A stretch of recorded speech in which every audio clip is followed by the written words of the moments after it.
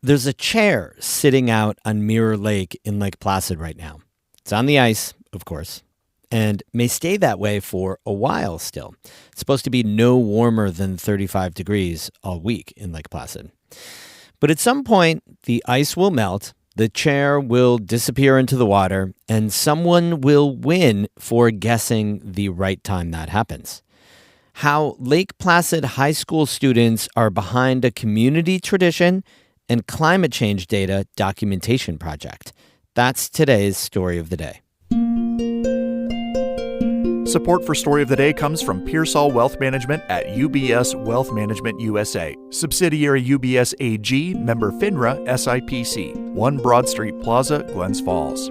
And the New York State Caregiving and Respite Coalition, seeking volunteers aged 55 plus to support family caregivers in northern and central New York. Visit nyscrc.org/AmeriCorps. Hey, I'm David Sommerstein. It's Monday, March 24th. First up, a fight is growing between New York prosecutors and public defenders over laws about the pre-trial process.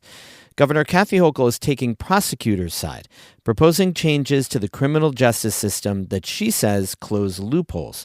Criminal justice advocates say they're a disgrace.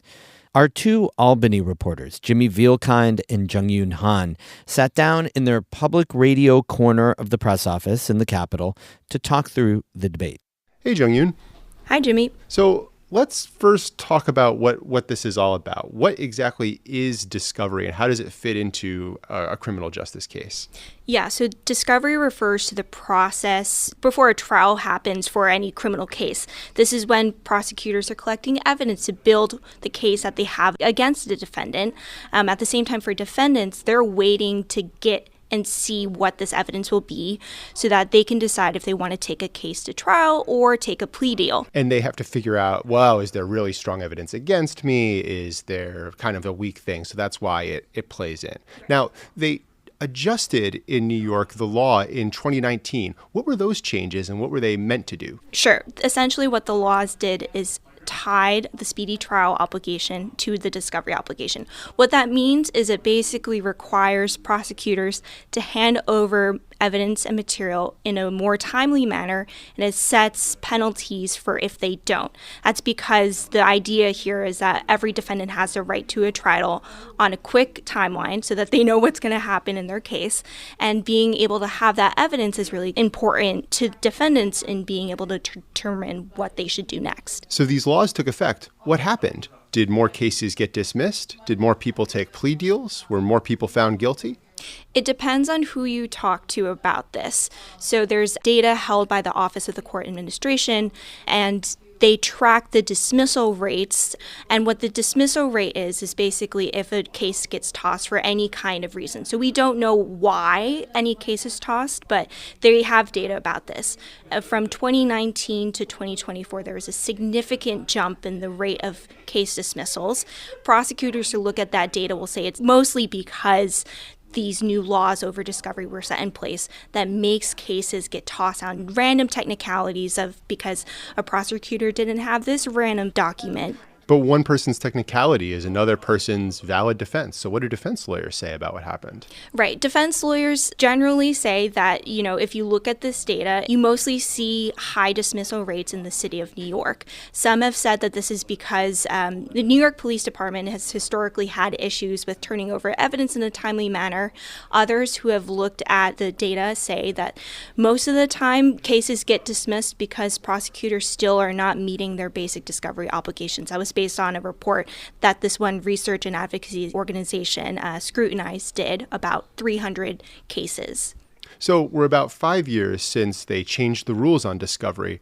What is Governor Hochul proposing now? She seems to be taking the side of many prosecutors and district attorneys and saying, look, we like the discovery laws and we like the intent of what they're trying to do, which is make the process more open and transparent for defendants.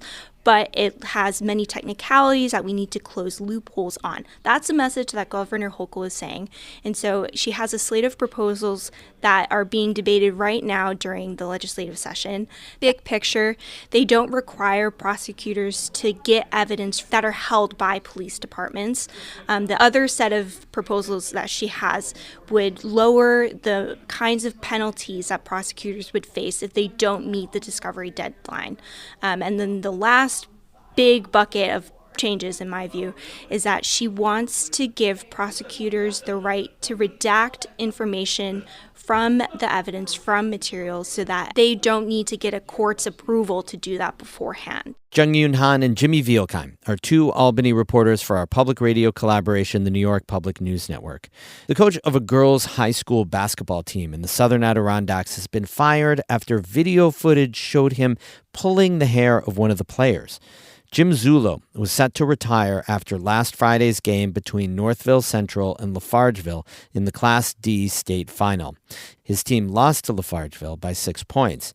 Video footage first obtained by Albany TV station WNYT shows Zullo pulling the hair of Haley Monroe, a player from Northville's team. Northville fired Zullo after the incident. He said in a statement Sunday that he deeply regrets his behavior and said what he did was unacceptable. Zullo's statement also included an apology to the player and her family, as well as to the community of Northville.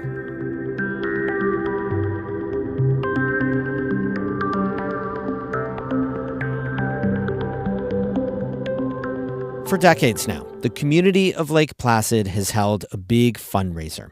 People guess when the ice on Mirror Lake will finally melt or go out. The fundraiser benefits the local ambulance service. This year, students from Lake Placid's high school have gotten involved. They've spent the winter watching and measuring the ice on Mirror Lake. Amy Feiereisel has more. Starting in mid-January, 9th and 10th graders from Lake Placid High School started visiting Mirror Lake every day. I think it's a really unique thing for a town to have is a lake 3-minute walk from the high school. That's Sam Baker, the student's earth science teacher. The accessibility of it makes it a really relevant, I guess you could say, tool for teaching. Baker wanted to bring the local environment into his class's unit on climate. So he got in touch with Kurt Stager, a biologist and climate change expert at Paul Smith's College, and he signed up his students to collect this winter's ice data for Mirror Lake.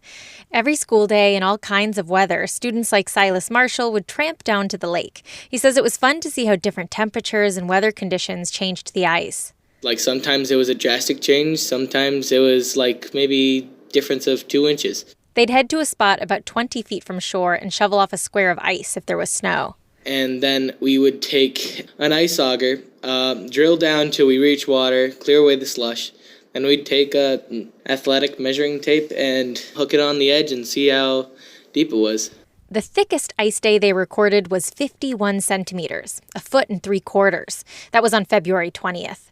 Getting the measurements wasn't always easy. Sam Baker remembers measuring right after a school break when a warm spell had been followed by a cold snap. And when we walked out there that first time coming back, we kept punching through the slush. And that was kind of scary, wasn't it, Raquel? Yeah. Raquel Ariasa is a 10th grader. She moved to Lake Placid 2 years ago from a small island in Venezuela. This was a really unique experience for her.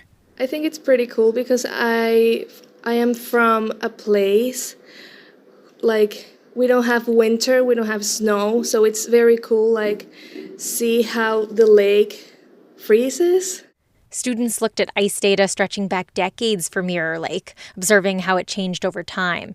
One point they tracked was when the ice went out each year, which has been steadily getting earlier and earlier because of climate change. And that's how they got involved with this year's Ice Out benefit for Lake Placid's volunteer ambulance service. The idea is pretty straightforward. People buy $5 tickets with their guess for the date and time that the ice will go out on Mirror Lake in Lake Placid.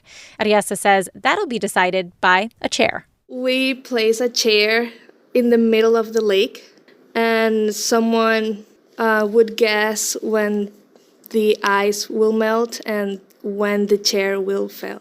Silas Marshall has a personal connection to the fundraiser. His father, brother, and adopted sister are all part of the ambulance squad.